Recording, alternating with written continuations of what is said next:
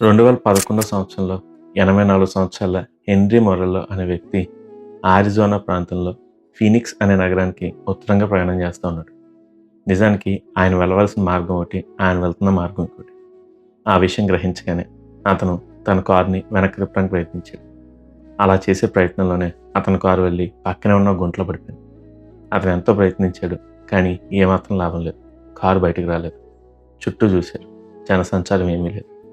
ఇక దగ్గరలో ఉన్న రహదారికి నడుస్తూ వెళ్దాం అనుకున్న అతని వయసు 84 సంవత్సరాలు. అంత దూరం అతను వెళ్ళనూలేదు. కాబట్టి కారులోనే ఉన్నాడు. ఇక ఏం చేసేది లేక ఎవరో ఒకరు వచ్చి మన రక్షిస్తారులే అని తిరిగి కారులో కూర్చున్నాడు. కొద్దిసేపటికి అతనికి దాహం వేసింది. వెంటనే అతని బుర్రలో ఒక ఆలోచన వచ్చింది. కారు విండ్షీల్డ్ క్లీన్ చేయడానికి మంచి నీళ్ళే ఉంటాయి.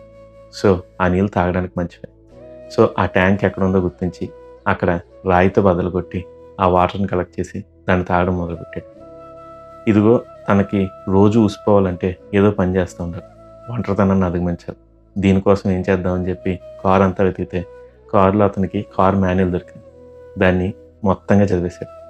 ఇలా 5 రోజులు ఆ కారులోనే అతను సురక్షితంగా ఉండగా ఆ పక్కనే వెళ్తున్న వాళ్ళు అతను గుర్తించి అతనికి సహాయం చేసి తిరిగి హాస్పిటల్లో జాయిన్ చేశారు.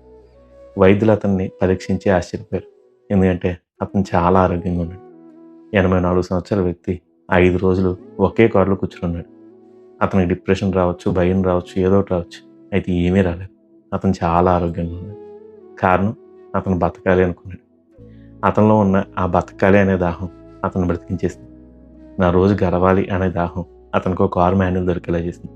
నా దాహం తీరాలి అనే దాహం అతనికి ఒక కారులో ఉన్న ట్యాంకుని చూపించింది. అతని బుర్ర పనిచేసేలా చేసింది.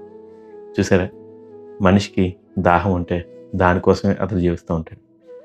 కొంతమందికి ధనదాహం ఉంటుంది, కొంతమందికి అధికార దాహం, ఇంకొంతమందికి మరొకటి. ఇలా మనుషులందరికీ రకరకాల దాహాలు ఉంటాయి. అయితే ఒక క్రైస్తవుడికి మనకే దాహం ఉండాలి అంటే యేసయ్యని చేరుకోవాలని, యేసయ్య రాజ్యం ఈ భూమి మీద స్థాపించబడాలి. అవును, ఒక క్రైస్తవుడిగా మన దాహం అదే ఉండాలి. దేవుని నీతి, ఆయన రాజ్యం ఈ లోకంలో స్థాపించబడాలి. మనుషులందరూ యేసుక్రీస్తు ప్రభువుని గుర్తెరగాలి, ఆయన ప్రేమను గుర్తెరగాలి, ఆయన వారి కోసం చేసిన త్యాగాన్ని గుర్తెరగాలి. మనుషులందరిలో ప్రేమ జనించాలి. మనుషులందరూ పాపం నుంచి రక్షించబడాలి. అదే ఒక క్రైస్తవుడిగా మన దాహమై ఉండాలి. అదే విషయాన్ని మత్తయి సువార్త 5వ అధ్యాయం 6వ వచనంలో ప్రభువు చెప్తుంది. నీతి కొరకు ఆకలి దప్పిక వర్గాల ధన్యులు, వారు తృప్తిపరచబడతారని. మరి మీరు ఈరోజు యేసయ్య కోసం దాహం కలిగి ఉన్నారా?